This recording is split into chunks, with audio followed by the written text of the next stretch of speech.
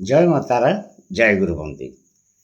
আজ তোমাদের বলবো জন্মকুণ্ডলিতে কোন যোগে বুদ্ধিহীনতা হয়, জাতক জাতিকার বুদ্ধিহীন হয়। জন্মকুণ্ডলিতে যদি চন্দ্র ও শনি লগ্নে অবস্থান করে এবং মঙ্গল সপ্তমে থাকে, তাহলে জাতক জাতিকার বুদ্ধিহীনতা যোগের সৃষ্টি হয়। আর অনেক দেখেছি জাতক জাতিকার দুর্বল, মানে যেটা নূল্য বলে, ওই যোগটা কি থাকলে হয়, যদি জন্মরাশির অধিপতি লগ্নপতির সাথে যুক্ত হয়ে ষষ্ঠ, অষ্টম বা দ্বাদশ স্থানে অবস্থান করে, তাহলে সেই জাতক জাতিকা দুর্বল, চিরকাল দুর্বল বা নূল্য যাকে বলে, সেইভাবে তার জীবন কাটে। তোমাদের পাশে আছি, সকলে ভালো থেকো। আমার ভিডিও ভালো লাগলে পাশে থেকো। রাধা রাধা।